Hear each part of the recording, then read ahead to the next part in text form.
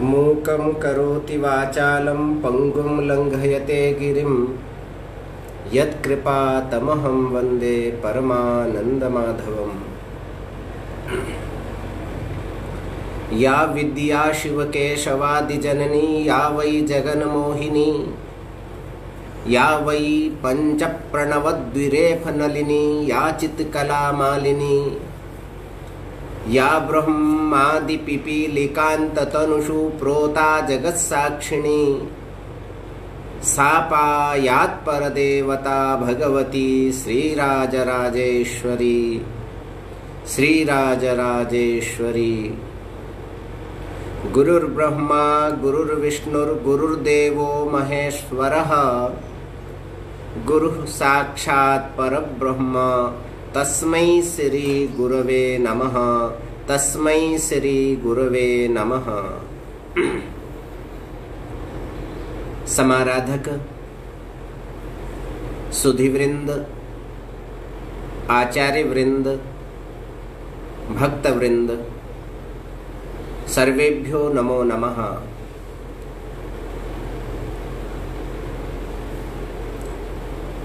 आज का विषय है, यद्यपि 4 प्रश्नों के माध्यम से वर्तमान समय में चल रही विपदा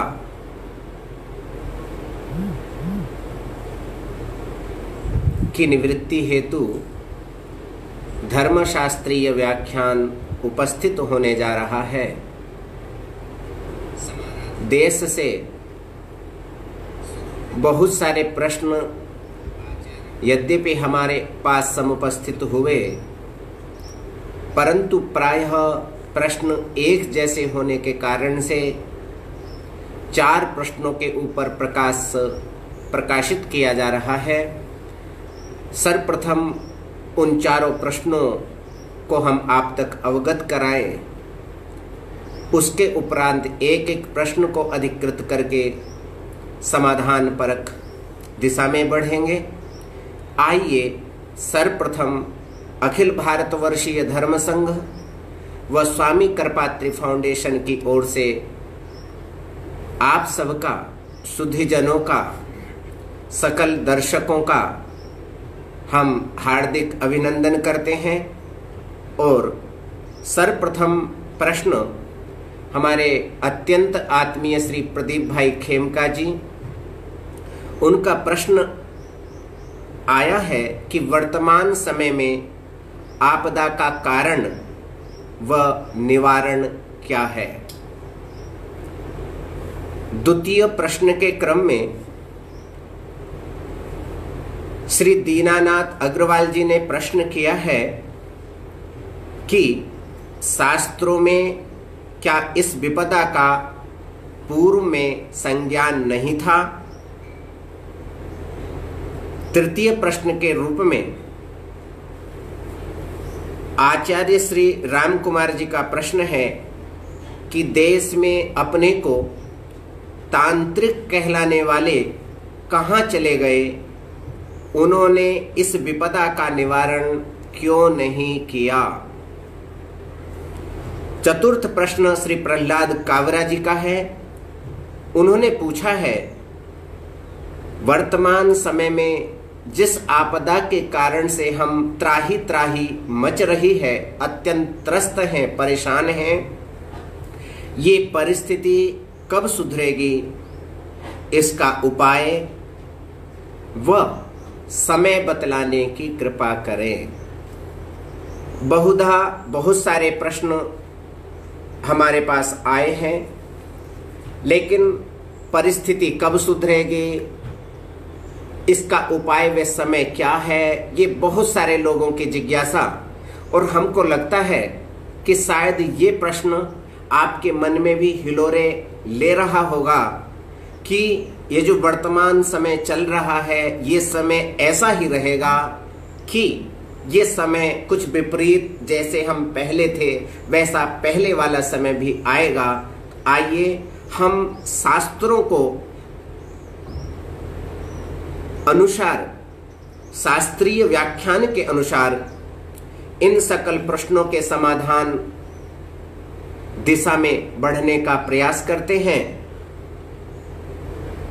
और आशा करते हैं कि आप इन चारों प्रश्नों का समुच्चय में आपदा का कारण व निवारण क्या है। सज्जनों, मैं आपका ध्यान थोड़ा सा इस आपदा से हटा करके दिलाना चाहता हूं। जो भी आपदा आती है, जो भी समस्याएं हमारे जीवन में आती हैं, ऐसा नहीं है कि ये समस्या ऊपर से आ रहे हैं। कहीं ना कहीं इन समस्या के मूल में, सकल समस्याओं के मूल में हम और आप ही कारण हैं, ये निश्चित मानना चाहिए। पूरे का पूरा ब्रह्मांड, जिसकी रचना पृथ्वी, जल, तेज, वायु, आकाश, जिसको पंचभौतिक कलेवर कहा जाता है, जो 5 चीजों से बना हुआ है, निश्चित रूप से ये 5 कलेवर माने पंचभौतिक जो ये शरीर दिखलाई पड़ रहा है, ये पूरा दृश्यमान जगत दिखलाई पड़ रहा है, इसमें कहीं ना कहीं हम लोगों की बहुत सारी त्रुटियां हो रही हैं, जिन त्रुटियों के कारण से पृथ्वी अपना कार्य करना बंद कर रही है, जल अपने आप अपना कार्य करना बंद कर रहा है, अर्थात जल न्यूनता की ओर जा रहा है, जल सूखता चला जा रहा है, पृथ्वी कम होती चली जा रही है दिनों दिन, प्रकाश भी तादृश नहीं रह रहा जैसा प्रकाश पूर्व काल में था। और भली भांति प्रकार से आप जानते हैं कि वायु कैसी हो चुकी है। सर्वत्र प्रायः प्रदूषित वायु का वातावरण ही दिखलाई पड़ रहा है। आकाश का तो कहना ही क्या है, अवकाश तो हमारे पास रहा ही नहीं। आकाश का अभिप्राय है अवकाश से, अवकाश तो हमारे पास रहा ही नहीं, क्योंकि हम शहरों में रहने लग गए। शहरों में आकाश नहीं होता, शहरों में आकाश का दर्शन भी आप लोग नहीं कर पाते। इस कारण से पृथ्वी, जल, तेज, वायु, आकाश, इन 5 चीजों के साथ में पूरी दुनिया ने बहुत खिलवाड़ किया है। और इतना खिलवाड़ किया है, इतना खिलवाड़ किया है कि उसी का नतीजा कभी सुनामी लहरों के माध्यम से, कभी वर्तमान में जो लहरें चल करके आ रही हैं उनके माध्यम से, कभी भूस्खलन के माध्यम से, और कभी कोरोना वायरस जैसी महामारी के माध्यम से देश में समय समय पर हम लोगों को जगाने के लिए आया करती हैं। किस लिए आती हैं? ये हम सबको जगाने के लिए आया करती हैं। इसलिए जैसा शास्त्रों में कहा, उत्तिष्ठत जाग्रत प्राप्य वरान निवोदत, उठो, जगो, संभलो और अपने जीवन को पाश्चात्य संस्कृति के पीछे मत लेकर के जाओ, अभी तो प्राच्य संस्कृति का अनुकरण करते हुए, धर्मशास्त्रीय व्यवस्था को जीवन में उतारते हुए आप आसमान की उस शिखर तक पहुंच सकते हो जिस शिखर पर, जिस उन्नत स्तर पर पहुंच पाना बहुत दुष्कर है। तो आइए उसमें क्या कारण है, इस आपदा के कारण के क्रम में हम पहले आपका ध्यान इधर आकृष्ट करना चाहते हैं कि पृथ्वी के साथ हम दिन रात खिलवाड़ करते चले जा रहे हैं।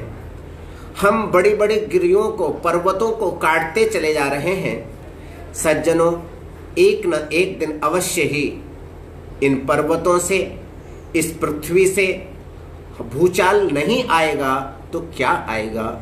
ये पृथ्वी एक न एक दिन तो निश्चित रूप से प्रदूषित होगी ही होगी, और प्रदूषण बढ़ता ही चले जा रहा है। संसार की पूरी गंदगी को कहां पर छोड़ रहे हो भाइयों? कहां छोड़ रहे हो? देश के अंदर प्रतिदिन न जाने कितनी गो हत्या होती चली जा रही हैं, उनकी हड्डियां कहां चली जा रही हैं, कहां जा रही हैं, कहां ढाल फेंक रहे हो? इतना मांस का सेवन आज इस समय देश के अंदर होने लग गया, उनकी अस्थियों के पहाड़ नजर आने लग गए। जिस देश में, जिस संस्कृति में खून की एक बूंद भी पृथ्वी का स्पर्श नहीं किया करती थी, आज उस देश में हड्डियों के, अस्थियों के पर्वत बनने लग गए। तो उसका क्या नतीजा हमको और आपको नहीं भोगना पड़ेगा? आप क्या विचार कर रहे हो? आप यदि ऐसा सोच रहे हो कि हम को उसका नतीजा नहीं भोगना है और आप मूक बन करके, शांत बन करके माला का जप कर रहे हो, वो माला आपको लाभ देने वाली नहीं है। वो माला का लाभ आपको पूर्ण रूप से मिलने वाला नहीं है, क्योंकि उसके मूल में आप यदि शांत नहीं रहते, हो सकता था आपकी निकली हुई आवाज, आपके मुख से निस्सृत वाणी वो असर कर देती जो असर आपके राजा और महाराजाओं की वाणी में हुआ। इसलिए अपनी संस्कृति को अपने जीवन में उतारना चाहिए। तो आपदा के कारण में हम सबसे पहले पृथ्वी का दूषण बढ़ता चला जा रहा है। जल की स्थिति इतनी प्रदूषित हो गई है कि क्या कहा जाए। आप बंबई, दिल्ली, जयपुर, अहमदाबाद इत्यादि मेट्रो जहां पर चल रही हैं, वहां के जल को, जो नीचे का भूमि का जल है, जिसको कूप जल बोला जाता था, शास्त्रों में जिस जल को अत्यंत स्वच्छ बतलाया जाता था, परंतु आज आप वहां पर उस कूप के जल का पान नहीं कर सकते हो। कूप के जल की बात छोड़ दीजिए, प्रवाहित होने वाली गंगा जी, वह जब काशी जी में पहुंच जाती है, कानपुर को पार करके, प्रयागराज को पार करके, तो आप वहां के गंगा जल का भी पान नहीं कर सकते हो। क्या कारण है कि इतना गंगा जल में प्रदूषण बढ़ता गया? हमारे ऋषि महर्षि कहते हुए थक गए कि गंगा जल तो अमृत है, गंगा जल का पान करने से हम अमर हो जाते हैं। वो कहाँ चली गई हमारी परंपरा? भू का जल, भूमि का जो जल था वो प्रदूषित हो गया। जिसको हम अमृत माना करते थे, वो गंगा जल हमारा विषाक्त हो गया, प्रदूषित हो गया। कहने का अभिप्राय, पृथ्वी दूषित, जल हमारा दूषित। तीसरा नंबर आता है तेज माने प्रकाश का। अभी हम कुछ दिवस पूर्व ही ऐसा पढ़ रहे थे, शास्त्रों में देख रहे थे कि जो दिव्य प्रकाश, सर्वशक्तिमान परिपूर्ण पुरुषोत्तम का दिव्य प्रकाश इस जब धरा पर पड़ता था, एक रश्मि जब इसकी धरातल पर आती थी, पूरे का पूरा जगत आनंदित हो जाता था, खिल जाया करता था। परंतु आज वो प्रकाश भी सज्जनों पूर्ण रूप से आ नहीं रहा है, पूर्ण रूप से वहां पर नहीं आ रहा। क्यों? बोले बीच में ही वातावरण इतना विषाक्त हो गया है, और उस विषाक्त वातावरण ने भगवान सूर्य की रश्मि को यहां पर आने में उनको समय लगने लग गया है। और समय ही नहीं, कुछ रश्मियां तो आ ही नहीं पा रही हैं। केवल सूर्य की किरणें नहीं, बहुत सारे ऐसे दिव्य नक्षत्र हैं जिन नक्षत्रों का प्रकाश इस भारत माता को पवित्र करता था, इस पूरी की पूरी दुनिया को, धरा को आनंदित किया करता था, आह्लादित किया करता था। वो प्रकाश भी अब हमको प्राप्त नहीं हो पा रहा है। वायु इतनी प्रदूषित हो गई, इतनी प्रदूषित हो गई कि हमको एक ऑक्सीजन की आवश्यकता पड़ने लग गई। किसकी आवश्यकता? आप अस्वस्थ हो जाते हो, डॉक्टर हमारे साथ में सर्वप्रथम क्या करता है? बोले एक सिलेंडर में गैस लेकर के आता है और ऑक्सीजन को लगा देता है, आपको थोड़ी शांति मिल जाती है। इसका मतलब क्या हुआ कि देश के अंदर जितनी ऑक्सीजन होनी चाहिए, अब उतनी ऑक्सीजन भी नहीं रही। छत हमारी है नहीं, खुला स्थान हमारे पास है नहीं। हम चूंकि घोंसलों में रहने वाले अब लोग हो गए, हम सुविधा भोगी लोग हो गए। इस कारण से हम ये भी नहीं चाहते हैं कि चंद्रमा की विलक्षण किरणें हमारे शरीर पर पड़े। हम ये भी नहीं चाहते हैं कि भगवान सूर्य की विलक्षण किरणों का प्रभाव हमारे जीवन में प्रातःकाल आए, जिससे हमारा शरीर की अस्थियां हड्डियां मजबूत हो जाएं, हम निरोगी बन जाएं। ये भी हम लोग नहीं चाहते। ऐसी स्थिति में पृथ्वी, जल, तेज, वायु, आकाश, ये पूरे का पूरा, ये जो पांचों चीजें हैं, इनके प्रदूषण तत्व के बढ़ने के कारण से हम लोग आपदाग्रस्त आज ही नहीं, पूर्व में भी होते आए हैं। पूर्व में भी ऐसा कई बार शास्त्रों में वर्णन आया है कि समय समय पर जब इस प्रकार की स्थितियां हुआ करती हैं, जब इनका प्रदूषण अत्यंत उन्नत स्तर पर पहुंच जाता है, तब हमको भोगने के लिए, त्रस्त होने के लिए, ये सब आपदा के रूप में, कभी सुनामी लहरों के रूप में, कभी भूस्खलन के रूप में, नाना प्रकार से प्रकृति हम लोगों से सज्जनों बदला लिया करती है। इसलिए भाई मैं तो एक ही बात कहूंगा कि इस आपदा का जो कारण है वो हमारी सोच है। मनुष्य की सोच जो होनी चाहिए थी, आज वो विकृत अवस्था में चली गई। हम लोग जो कार्य किया करते थे, अब पूरे का पूरा प्रायः जगत, भारतवर्ष को छोड़ दो, इसके अतिरिक्त जितने भी देश हैं वो भौतिकवादी देश हैं। उन भौतिकवादी देशों में आप अध्यात्म की चर्चा नहीं कर सकते। वो स्थल, वो स्थान, वो भोग प्रधान स्थान है, कर्म प्रधान स्थान तो भारतवर्ष है। ये बात हम नहीं कह रहे, हमारे ऋषि, हमारे महर्षियों ने बतलाया। भारतवर्ष की पुण्य गाथा को उन्होंने मुखारबिंद से गाया, और जिसका नतीजा यह है कि राम, कृष्ण, परशुराम, बलराम, सीता, रुक्मिणी, जितने भी भगवानों का, भगवत तत्वों का अवतार हुआ, वो पूरे का पूरा अवतार भारतवर्ष के अतिरिक्त नहीं हुआ। यही सबसे बड़ा प्रमाण हमारे भारतवर्ष की गौरव गाथा को गाने के लिए आता है। अहो अमीशाम किमकारी शोभनम, इस भारतवर्ष की शोभा को बतलाते हुए देवताओं की वाणी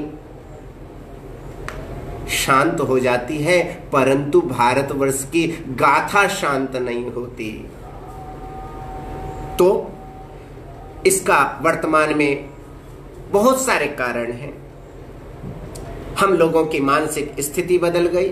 हम लोग ऐसा सोचने लग गए थे कि हमारे जो कुल रीति रिवाज हुआ करते हैं, इनसे हमारे को कोई लेना देना नहीं है। अपने कुल देवता को क्यों मनाया जाए, इनको मनाने से क्या होगा, क्षेत्रपाल देवता को मनाने से क्या होगा, अपने रीति रिवाजों को मनाने से क्या होगा, अपने गुरु की पूजा करने से क्या होगा, भगवान शिव के ऊपर दूध चढ़ाने से क्या होगा, भगवान शिव हमारा क्या करेंगे, कुछ नहीं करेंगे।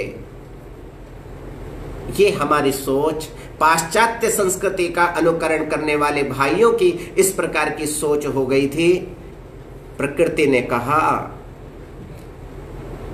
संतों के माध्यम से, बड़े बड़े महापुरुषों के माध्यम से, शास्त्रों के माध्यम से बहुत गाया और बहुत लिखा, कोई असर नहीं पड़ा।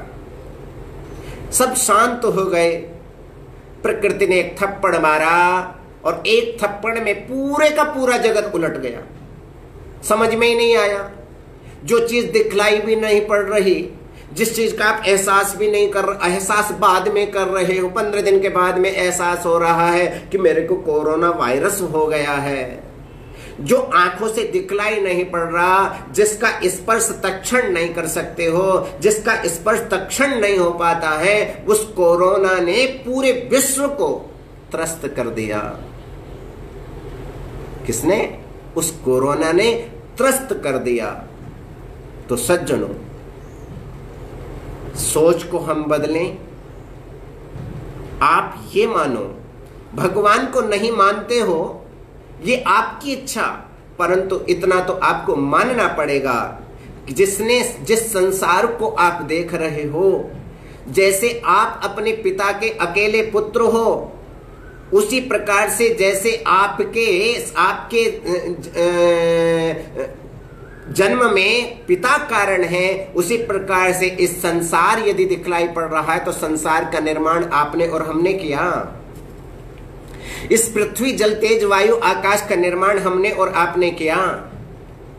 इसका कोई ना कोई नियंता तो है ना, जो अनुशासित रखता है पूरे देश को, पूरे धरातल को, और एक अनुशासन में पूरे का पूरा कार्य अहर्निश होता चला जा रहा है। सूर्य अपना काम कर रहे हैं, चंद्रमा अपना काम कर रहे हैं। आप अपनी फैक्ट्री में 10 लोगों को रखते हो, उनको आपको देखना पड़ता है, परंतु ये जो जगन नियंता जगदाधार परमपिता परमात्मा है, इनको कभी देखना नहीं पड़ता।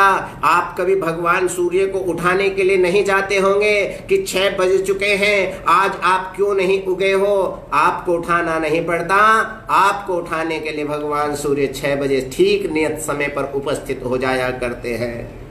इसलिए प्रकृति को हमको स्वीकार करना पड़ेगा। यदि प्रकृति को हम लोग स्वीकार नहीं करेंगे तो इसी प्रकार की आपदा आज नहीं हमेशा आती रहेंगी। इस आपदा से बचने का एक ही उपाय है, आप अपनी कुल रीति रिवाज के अनुसार शास्त्रीय व्यवस्था का अनुपालन करते हुए, वर्णाश्रम धर्म को मानते हुए आप उपाय करें।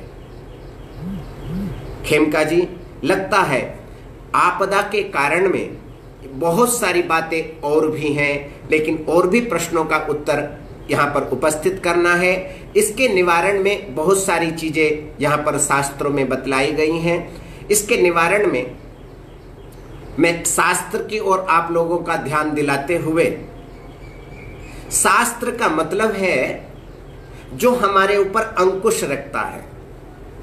हम मनमाने ढंग से कुछ कहेंगे तो हो सकता है मन कहीं और लेकर के चला जाए, विकारों में लेकर के चला जाए, परंतु जब बुद्धि द्वारा मन अनुशासित होगा और उसके द्वारा जब इंद्रियां अनुशासित होंगी, तब तो फिर निवारण ही निवारण है, वहां पर कारण ढूंढने की आवश्यकता नहीं होती। सज्जनों, निवारण जब ढूंढने के लिए हम चलते हैं तो हमको चलना पड़ता है शास्त्रों के पास में। जब भी हम किसी कारण का निवारण ढूंढेंगे तो आप अपने पिताजी के पास नहीं जाएंगे, चाचा जी के पास में नहीं जाएंगे। जब पूरी दुनिया त्रस्त हो जाएगी, परेशान हो जाएगी, चुप हो जाएगी, शांत हो जाएगी, उस समय आपको किसी संत की शरण में जाना पड़ेगा। वो संत शास्त्रों का गहन अध्ययन करेगा और शास्त्रों का गहन अध्ययन करके आपको एक पथ दिखलाएगा, मार्ग दिखलाएगा। आपने सुना है, जो किसी के द्वारा लिखा हुआ भी शास्त्र नहीं है, ऐसा नहीं है आपने उसकी रचना कर दी। यस्य निः स्वशितम वेदः, जिसकी श्वासें इतनी विलक्षण हो, इतनी विचक्षण हो, जिसका अद्भुत प्रकाश पूरी दुनिया के ऊपर पड़ रहा हो, वो ज्ञान कोई साधारण नहीं होगा। उसी को वेद कहते हैं। उन वेद को 4 वेद हैं, ऋग्वेद, यजुर्वेद, सामवेद और अथर्ववेद, और इनकी चारों की 1131 शाखाएं हैं। इन सकल वेद राशि को समझने के लिए हमको जिन 6 चीजों की आवश्यकता हुआ करती है, जिनके बिना हम इस रहस्य को समझ ही नहीं सकते, वेद का यथार्थ ज्ञान जान ही नहीं सकते, उनको कहा जाता है वेदांग। जो वेदों के अर्थ को, स्वारस्य को समझाने में सहायक बने, उनको कहा जाता है वेदांग। वो वेदांग है।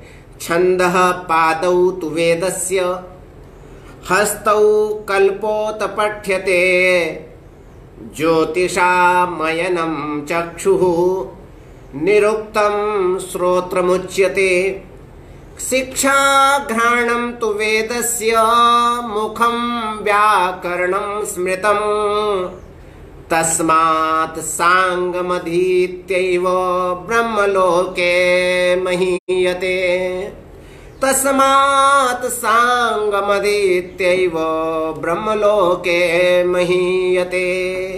स्पष्ट कहा छंदः पादौ तु वेदस्य, उस वेद भगवान के पाद मने उनके जो पैर हैं वो क्या हैं? बोले छंदः, वेद भगवान छंद हैं, क्या है? बोले वो पाद हैं। और हस्तौ कल्पोत पठ्यते, उन वेद भगवान के हाथ क्या है? बोले कल्प हैं। उन वेद भगवान के चक्षु क्या है? बोले ज्योतिष है। अयनम ज्योतिषा मयनम चक्षुः, ज्योतिष शास्त्र क्या है? बोले उन वेद भगवान का चक्षु है।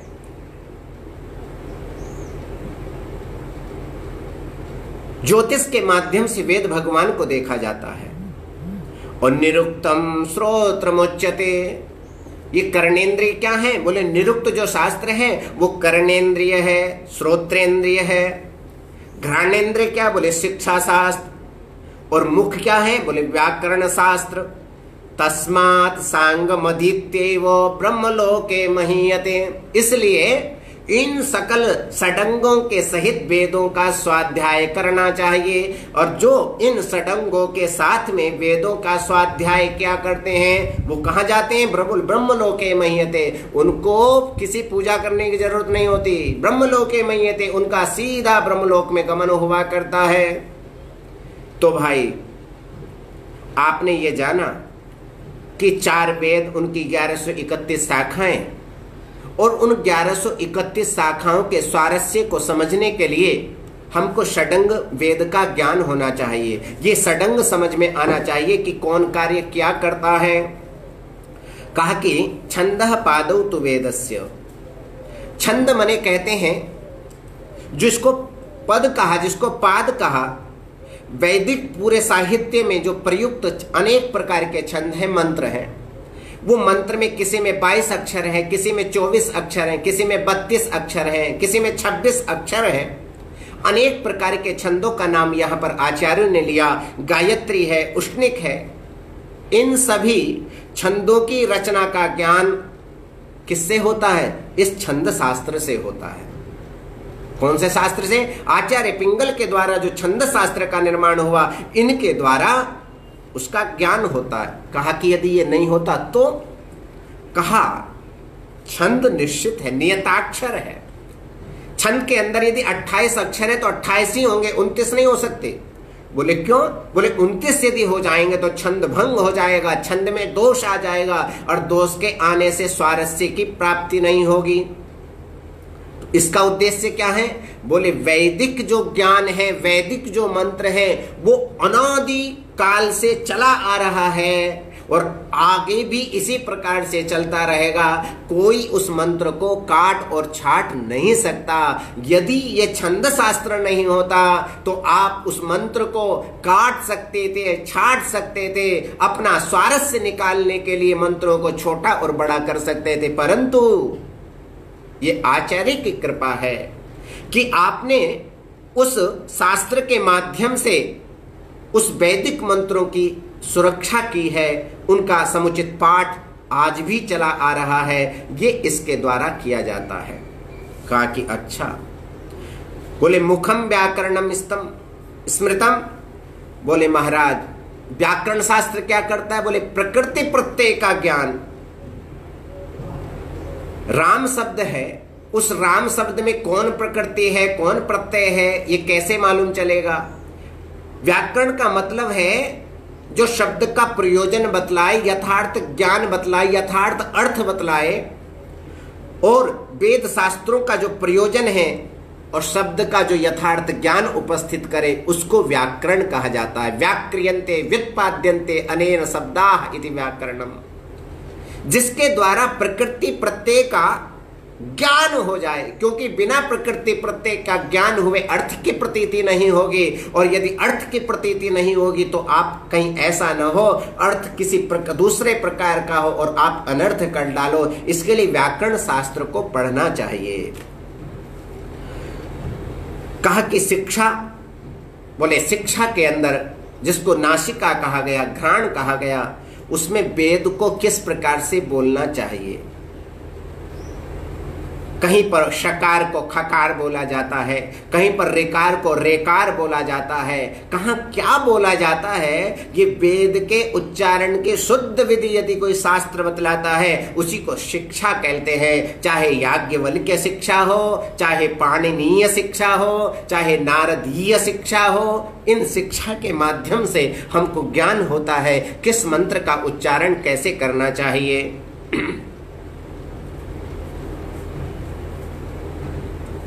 बोले हस्त क्या, हाथ क्या है? बोले कल्प।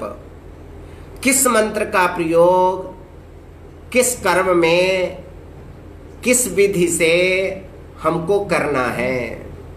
अनुष्ठान बहुत होते हैं पूरे देश के अंदर, कौन सा यज्ञ किस समस्या की निवृत्ति करने के लिए कौन सा यज्ञ करना है, कितना बड़ा यज्ञ करना है, कितनी उसमें आहुति डालनी है, कैसे उसके अंदर विद्वान रहेंगे, कितने विद्वान उसमें रखने हैं, ये पूरे का पूरा वर्णन। और वो भी 4 चीजों से हमको उसका ज्ञान होता है।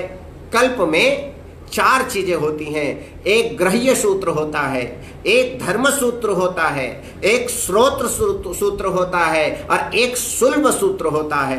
सुलभ सूत्र में यज्ञशाला का निर्माण, मंडप का निर्माण की विधि आती है। सुलभ कहते हैं रस्सी को। पहले नापने वाला मापक नहीं होता था, रस्सी को पकड़ते थे, हाथ से नापते थे और हाथ से नाप करके रस्सी को पकड़ते थे और रस्सी के द्वारा नाप बताई जाती थी कि इतने हाथ का कुंड होना चाहिए, इतने हाथ की यज्ञशाला होनी चाहिए। तो यज्ञशाला के निर्माण की, कुंड के निर्माण की सकल विधि जहां पर बतलाई जाती हैं वो कल्प के अंदर सुलभ सूत्र के अंतर्गत आती हैं। जहां पर इष्टि महायज्ञ किया जाता है, जो यज्ञ है, जहां पर सप्तदश प्रजापति आजावाय अस्तु स्रौषट ये यजामहे,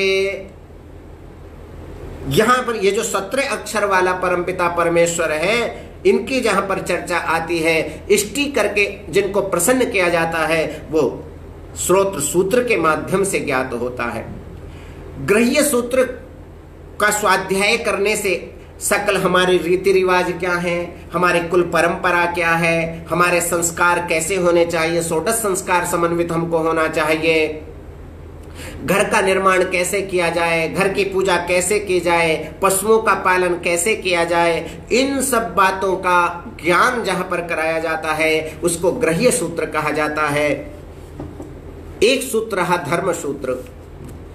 धर्म सूत्र में हमारा आचरण कैसा होना चाहिए, ब्राह्मण, क्षत्रिय, वैश्य, शूद्र, इन सब के लिए क्या क्या कौन कौन सा कर्म करना चाहिए, सबके आचरण अलग अलग है।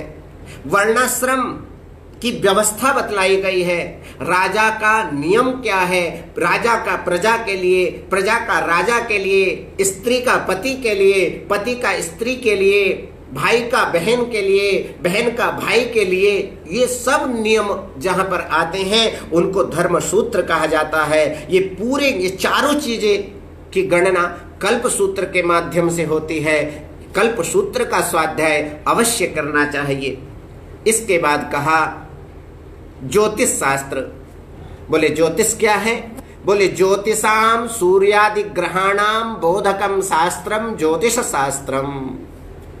ज्योति कहते हैं प्रकाश को। ज्योतिष क्या है? बोले एक प्रकाश है, अंधकार को मिटा करके प्रकाश उत्पन्न करता है। सूर्यादि ग्रहों का जो बोधक शास्त्र है, उनको बतलाने वाला जो शास्त्र है उसको ज्योतिष शास्त्र कहा जाता है। जिसमें वैदिक यज्ञों का अनुष्ठान का कब अनुष्ठान करना चाहिए, कौन सा समय उचित होगा,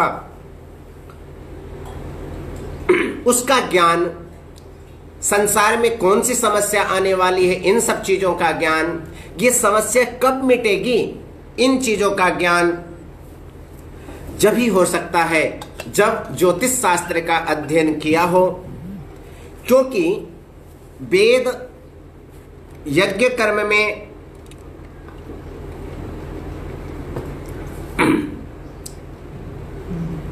वेद यज्ञ कर्म में प्रवृत्त होते हैं और यज्ञ काल के आश्रित होते हैं।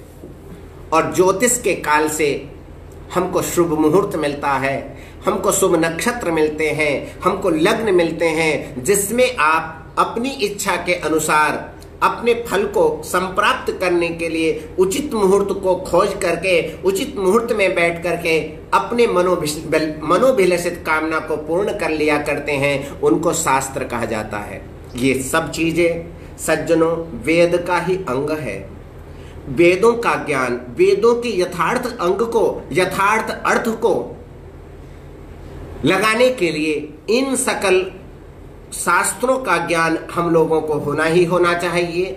यदि इतनी चीजों का हमको ज्ञान नहीं है तो हम अनुष्ठान नहीं कर सकते, हम यज्ञ नहीं कर सकते, हम अच्छे कुल रीति रिवाज को नहीं जान सकते, हम धर्मशास्त्रीय व्यवस्था का प्रतिपादन नहीं कर सकते, हम मंत्रों के स्वारस्य को, मंत्रों के अर्थ को भी नहीं जान सकते। सज्जनों, इन सब कर्मों को जानने के लिए, इन सब शास्त्रों को जानने के लिए गुरु कृपा, शास्त्रों की कृपा, आपके माता पिता, गुरुजनों का, अतिथि जनों का आशीर्वाद नितांत अपेक्षित होता है। इसलिए उस दिशा में हमें बढ़ना चाहिए। तो ये निवारण की दिशा में हम चल रहे थे, तो हमने बतलाया हमको वेदों का यथार्थ ज्ञान हो।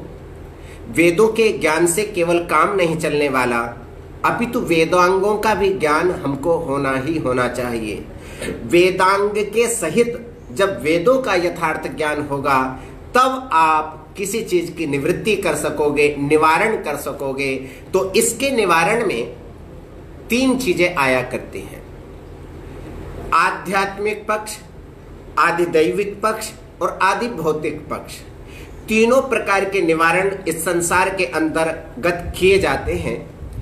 जब हमको किसी प्रकार का रोग हो जाता है, शारीरिक रोग होता है तो आप चिकित्सक के पास जाते हो, मानसिक रोग होता है तो मानसिकी डॉक्टर के पास में जाते हो, परंतु उसके पास में जाकर के उसकी चिकित्सा करवाते हो और स्वस्थ हो जाते हो।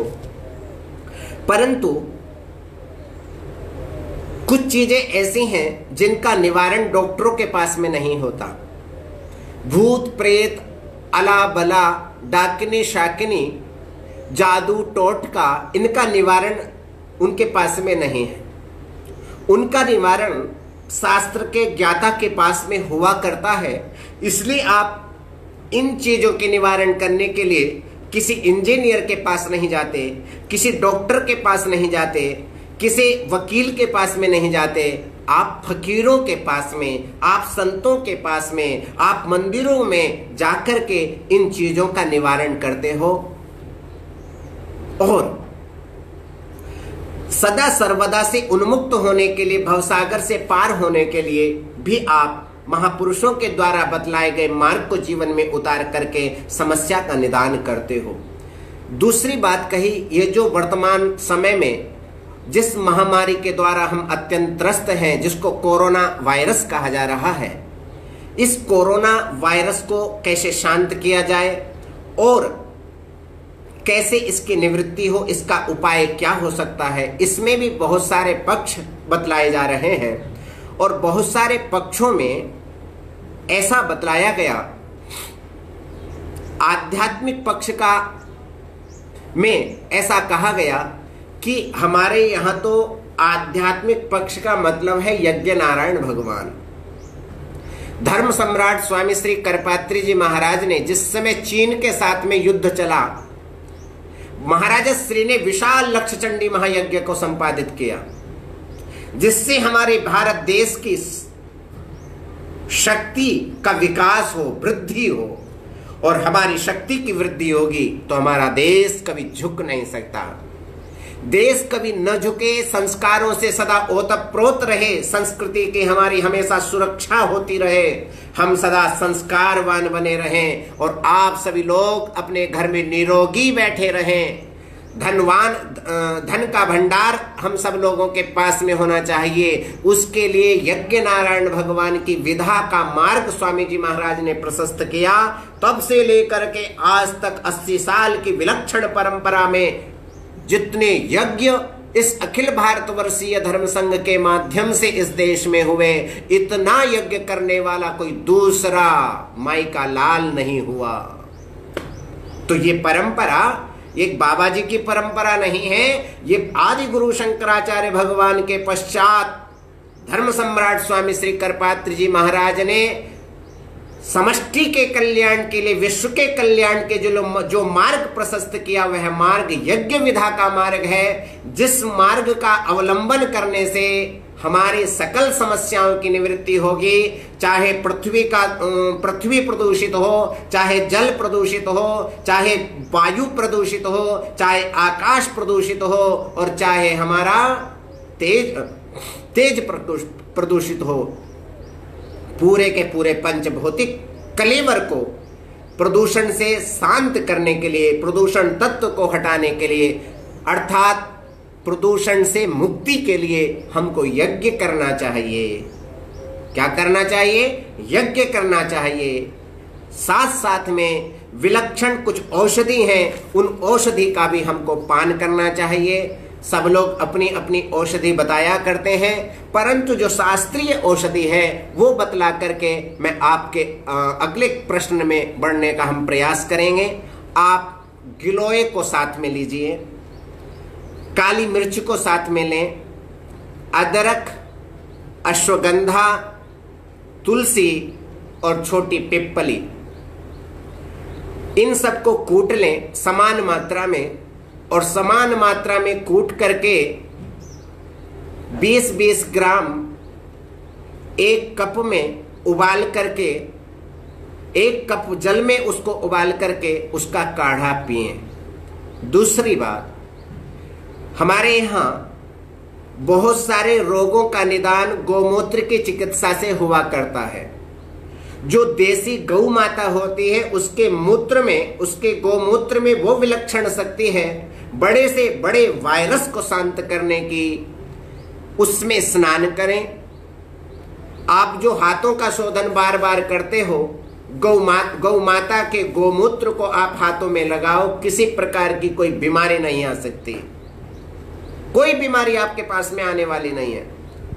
और गौमूत्र, गौ में माने गोबर, दूध, दही और गौ माता का ही घी, ये पांचों चीजें का पंचगव्य बनता है। शास्त्र कहते हैं यत्वस्थि गतम पापम देहे तिष्ठति मामके प्राशनात् पंचगव्यस्य। इनका प्राशन करना चाहिए।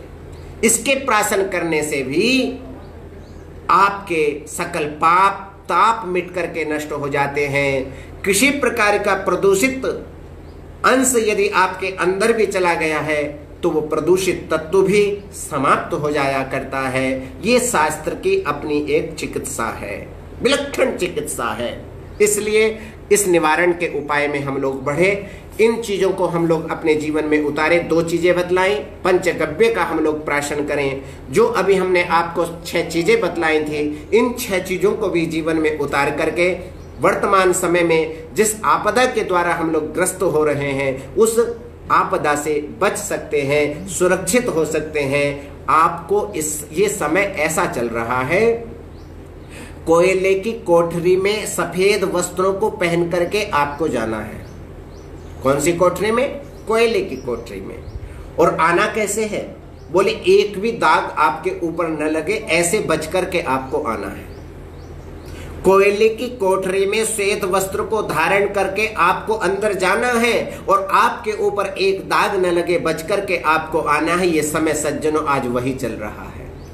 आप कैसे कहेंगे कि यहां कोरोना नहीं है? जहां देखोगे, जहां सुनोगे, जहां समझोगे, जहां एहसास करोगे, सर्वत्र कोरोना ही कोरोना है। तो कोरोना रूपी काल कोठरी में जाकर के आप यदि बच करके आ गए तो अपने को महान समझ लेना। इसलिए आपको बचने के लिए इन उपायों को करना पड़ेगा। ये उपाय आप लोगों के कल्याण के लिए ही हैं। दूसरा प्रश्न था, शास्त्रों में क्या इस विपदा का पूर्व संज्ञान नहीं था? नहीं था। हमारा ज्योतिष शास्त्र बतलाता है कि ये बातें हमने पूर्व में ही बतला दी थी, हमने पहले से ही बतलाई, परंतु किसी ने हम लोगों को सुना नहीं। ज्योतिष शास्त्र जिस समय पहले उद्बोधन करता है, ज्योतिष का मतलब है आंखें।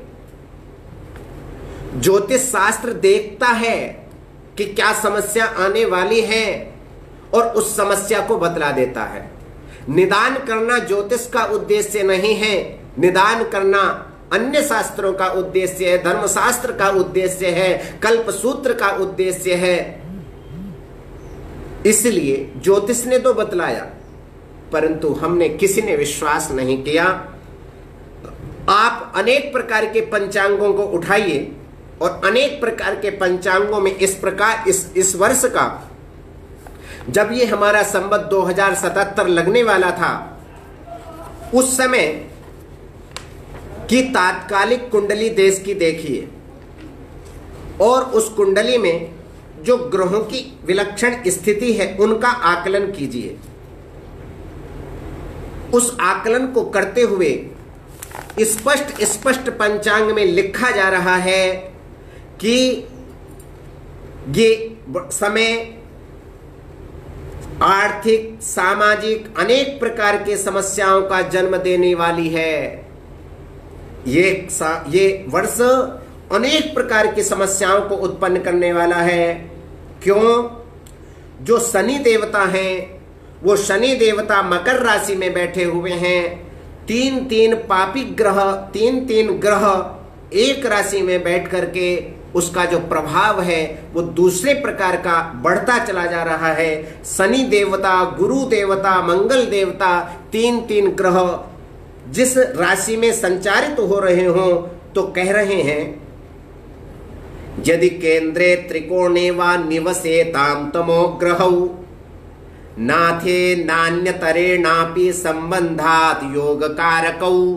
ज्योतिष शास्त्र बतला रहा है गुरु केतु का शुक्र राहु के साथ में समसप्तक जो भाव आ रहा है वो अनेक प्रकार की राष्ट्रीय आपदाओं का, समस्याओं का उसको सामना करना पड़ेगा।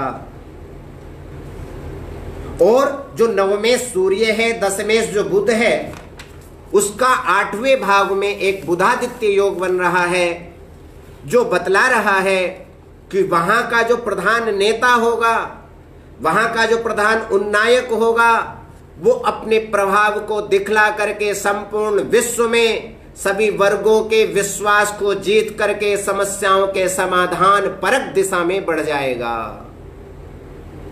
सबके विश्वास को, पूरे विश्व के विश्वास को वो जीत लेगा। और देश में चिकित्सा व्यवस्था को संभालना होगा, सुव्यवस्थित करना होगा। इस समय में चोरों की, उचक्कों की, उनको भी नियंत्रित करना पड़ेगा। चोरियां बहुत बढ़ेंगी, भूखमरी बहुत बढ़ेगी, इन सबको सुनियंत्रित करना ही करना पड़ेगा। कौन कहता है कि ज्योतिष शास्त्र में ये लिखा हुआ नहीं है? हमारे यहाँ एक परंपरा थी, जिस समय चैत्र शुक्ल प्रतिपदा आया करती थी, हम लोग सभी लोग अपने घरों में बैठ करके पंचांग श्रवण किया करते थे। हम लोगों ने पंचांग श्रवण को सुनना बंद कर दिया। हम लोग 1 जनवरी को नया वर्ष मनाने लग गए। हमारे यहाँ चैत्र शुक्ल प्रतिपदा को नव वर्ष मनाया जाता था, जिसमें 1 वर्ष में उत्पन्न होने वाली सकल समस्याएं और उनका निवारण बतलाया जाता था। लेकिन आज हम लोगों ने पंचांग को सुनना ही बंद कर दिया। पंचांग नहीं सुनोगे, आपको कैसे ये ज्ञान होगा कि हमारे इस देश में, हमारे किस प्रदेश में, किस स्थान में कौन सी आपदा कब आएगी? तो उसका कारण है हम लोग पंचांग को श्रवण करें। पंचांग को यदि आप लोग श्रवण करेंगे तो आपको ये ज्ञान होगा कि हमारे देश में इस समय की ये वर्तमान ग्रह स्थिति चल रही है और इस ग्रह स्थिति के कारण से ये समस्याएं देश में उत्पन्न होंगी। राजा का कर्तव्य बनता है कि उस समय उन ग्रह स्थिति को सुन करके, पंचांग को श्रवण करके पूरी प्रजा का पालन करने के लिए तादृश अनुष्ठान करवाए जिस अनुष्ठान से देश में आपत्ति आने वाली, देश में जो विपदा आने वाली है, उस विपदा से हम लोग बच सके, ये कार्य प्रत्येक राज्य के मुख्यमंत्री को और देश के प्रधानमंत्री को और गांव के सरपंच को करना ही करना चाहिए। परंतु हम लोग इस प्रकार से करते नहीं हैं। शास्त्रों को आप लोगों ने ढोंग मान लिया है, तो ढोंग मानोगे तो इसी प्रकार की विपदा से आप लोग सदा त्रस्त रहोगे, परेशान रहोगे। इसलिए पंचांग को अवश्य सुनना ही सुनना चाहिए। जब से हमने पंचांग को सुनना बंद कर दिया, तब से ये समस्याएं हमारे देश में बढ़ने लग गई।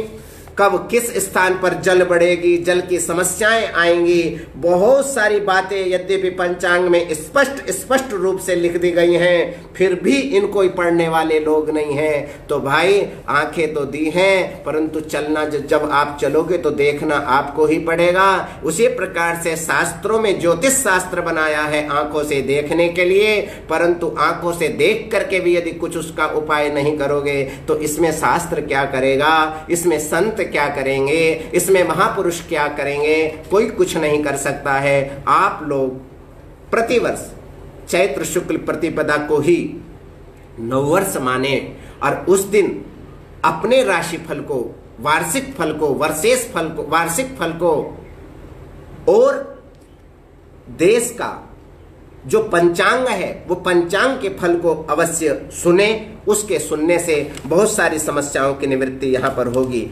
जैसा इस दो बातें बतलाते हुए प्रश्नों को अग्रसर करेंगे। इस समय जो हमारे राजा हैं वो राजा बुध हैं और बुध इस समय जो मंत्री हैं वो चंद्र है।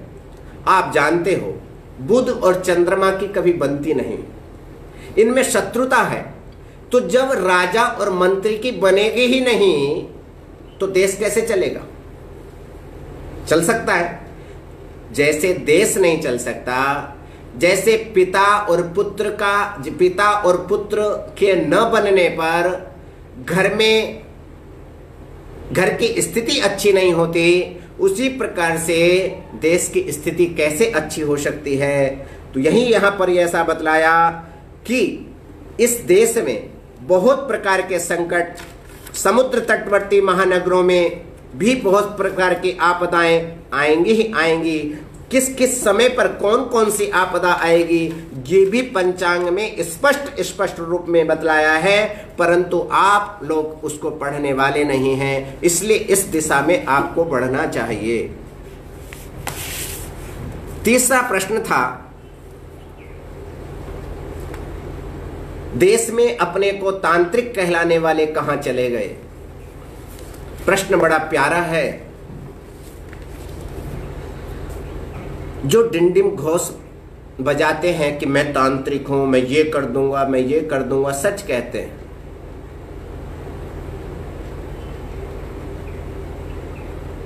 हम ये नहीं कहते कि तंत्र विद्या नहीं है,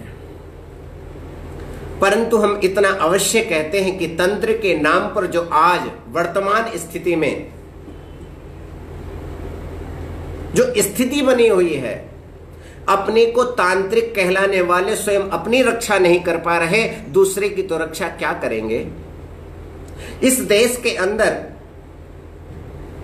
कितनी गौ हत्याएं प्रतिदिन हो रही हैं, क्या वे लोग सो रहे हैं? मां बहनों की इज्जत प्रतिदिन लूटी जा रही है, क्या वे लोग सो रहे हैं? क्या वे लोग पैसा लेकर के ही तंत्र विद्या को आगे बढ़ाएंगे? क्या तंत्र विद्या ये कहती है कि पैसा लेकर के हमारा कर्म करो? वो गौ माता जिसको मूक कहा जाता है, जो बोल नहीं सकती, जो 1 साल की 2 साल की बच्चियां बोल नहीं सकती, वो आपके पास में हाथ जोड़ करके ये कहेंगे कि हमारी रक्षा करो। आपको शर्म नहीं आती? हम भी इतना अवश्य कहते हैं, जो वस्तुतः यदि तांत्रिक हैं तो उनको बिना कुछ कहे इस आपदा की स्थिति में कुछ ना कुछ करना ही करना चाहिए, नहीं तो ऐसा ही माना जाएगा कि वर्तमान में जैसे लोगों की भावनाएं हैं, उस भावना के अनुसार तंत्र की विद्या तो है, परंतु तंत्र को जानने वाले लोग बड़े दुर्विज्ञ हैं और वो आपको खुश करने के लिए, आपके वशीकरण कराने के लिए, स्तंभित करने के लिए वो तंत्र विद्या नहीं करते। निश्चित रूप से जो तांत्रिक हैं वो कंदराओं में बैठ करके इस समय भी देश को बचाने के लिए लगे हुए हैं। भगवान उनकी रक्षा करे। और जो केवल तांत्रिक शब्द को लेकर के शहरों में, बाजारों में पैसा बटोर रहे हैं, उनसे बचने का प्रयास हम लोगों को अवश्य करना ही करना चाहिए। अंतिम प्रश्न में परिस्थिति कब सुधरेगी, इसका उपाय व निवारण क्या है? सज्जनों, जैसा कि अभी वर्तमान की विगत वर्ष 2019 शारदीय नवरात्र के उपरांत इसकी स्थिति प्रारंभ हुई थी और इसकी स्थिति 2019 से प्रारंभ होकर के 2023 तक चलेगी। कान खोल करके सुन लीजिए, ये स्थिति कब सुधरेगी? 22 मार्च 2023 चैत्र शुक्ल प्रतिपदा जिस समय आएगा, उस समय हमारे देश की स्थिति पूर्ण रूप से सुधरेगी। 22 मार्च 2023 से पहले जो स्थितियां सुधरेंगी वो दूसरे प्रकार से सुधरेंगी। जैसे अभी 5 जुलाई 2020 का योग आ रहा है, ये 5 जुलाई 2020 तक देश में स्थितियां और बढ़ेंगी, अभी घटने वाली नहीं है। चाहे लॉकडाउन को आप बढ़ाइए चाहे घटाइए, परंतु 5 जुलाई तक जो स्थिति है वह स्थिति अभी बढ़ेगी। उसके बाद में 1 सितंबर में ग्रह का कुछ अंतर आ रहा है, उसको देखते हुए भी 30 सितंबर 2020 से काफी कुछ कम होना प्रारंभ होगा। ये 5 जुलाई तक स्थितियां बहुत बढ़ने का संकेत ज्योतिष शास्त्र बतला रहा है। 30 सितंबर तक कुछ न्यूनता के साथ में और 30 सितंबर के बाद में धीरे धीरे क्रमशः ये स्थिति सुधार की दिशा में बढ़ती चली जाएगी। जैसे ही ये वर्ष हमारा समाप्त होगा, अर्थात चैत्र कृष्ण अमावस्या के दिन 12 अप्रैल 2021 का दिन होगा, उस 12 अप्रैल 2021 तक एक ग्रह शनि वहां पर बैठे रहेंगे अपनी राशि में। इसका प्रभाव धीरे धीरे क्रमशः कम होता चला जाएगा, परंतु जैसे ही 2022 आएगा, उस 2022 में जिसके राजा शनि होंगे, जिसके मंत्री गुरु होंगे, शनैश्चरे भूमिपतौ सकृज्जलम प्रभूत रोगैः परिपीड्यते जनः युद्धम नृपाणाम गदतस्कराद्यहि भ्रमन्ति लोका क्षुदिताश्च देशान। उस समय भी देश की स्थिति बहुत अच्छी नहीं होगी। विविध धान्ययुता खलु मेदिनी प्रचुरतो यघना मुदिता भवेत् नृपतयो जनपालन तत्परा सुर गुरौ ननु मंत्री समागते। धान्य का भंडार अवश्य रहेगा, परंतु स्थिति पूर्ण रूप से इसमें 2021 में ही बहुत सारी देश के अंदर आर्थिक संकट से आप लोगों को जूझना नहीं पड़ेगा, क्योंकि ये इस समय जो समय हमारा चल रहा है वो भले ही समय आपदाग्रस्त हो, परंतु वैश्विक स्थिति से विचार करते हुए, ग्रहों का विचार करते हुए ये समय भारतवर्ष को एक संपूर्ण विश्व में एक उन्नत स्तर पर ले जाने वाला समय चल रहा है, जो विश्व का कल्याण हो। ये धर्म सम्राट स्वामी श्री करपात्री जी महाराज का जो उद्घोष था, ये उस उद्घोष की दिशा में धर्म की जय हो, इस दिशा में ले जाने वाला समय चल रहा है। बाहर की न जाने कितनी कंपनियां आपके देश में आकर के आपके आर्थिक स्तर को सुधार सकेंगी, परंतु आर्थिक स्तर एक दिन में नहीं सुधरेगा। इसलिए आप 2 साल का समय आप लोगों को देना ही देना पड़ेगा। और जैसे ही 22 मार्च 2023 का दिन आएगा, जिसके राजा बुध होंगे और जिसके मंत्री शुक्र होंगे, महाराज कहना ही क्या है, आनंद की वर्षा होगी। शास्त्र कहते हैं कि बुधस्य राज्ये सजलम महीतलम गृहे गृहे तूर्य विवाह मंगलम प्रकुर्वते दान दयाम जनोपि स्वस्थम सुभिक्षम धन धान्य संकुलम। महाराज कोई घर ऐसा नहीं होगा जहां पर नाना प्रकार के मंगलाचार न हो रहे हो, जहां पर भेरी मृदंग की ध्वनि न आ रही हो। इस प्रकार के राम राज्य की कल्पना जो की जाती है, वो समय वहां पर उपस्थित होगा। मंत्री शुक्र का भी लक्षण है। दोनों ही ग्रह की स्थिति बहुत उन्नत दिशा में हम लोगों को लेकर के जाने वाली है। अर्थात देश की जो आर्थिक स्थिति से आज जो हम लोग जूझ रहे हैं, वो समय आएगा 22 मार्च 2023। और ये वर्ष पूर्ण का पूर्ण वर्ष लगभग 2020 और 2020 तक आप लोग साधना के पथ पर बढ़ो। किस पथ पर? साधना के पथ पर बढ़ो।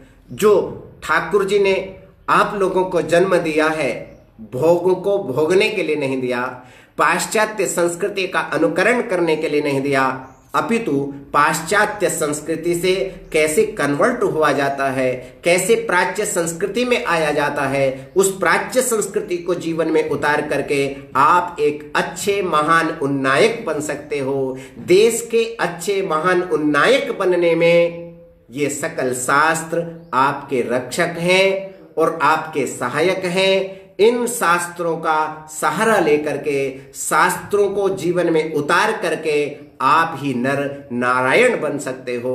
इतना कहते हुए वाणी का विराम। जिन महानुभावों ने इस विषय को, इन 4 प्रश्नों का जो निदान था, वह अखिल भारतवर्षीय धर्म संघ व स्वामी करपात्री फाउंडेशन के माध्यम से आज यहां से प्रसारित किया गया है। आशा है आज जितने भी उपाय आप लोगों को बतलाए गए हैं, ये सकल उपाय आप लोगों के आध्यात्मिक और आध्यात्मिक उन्नति के लिए ही बतलाए गए हैं। आप इन उपायों को जीवन में उतार करके सुख, शांति, समृद्धि की दिशा में अग्रसर हो सकते हैं। धन्यवाद। हर हर महादेव।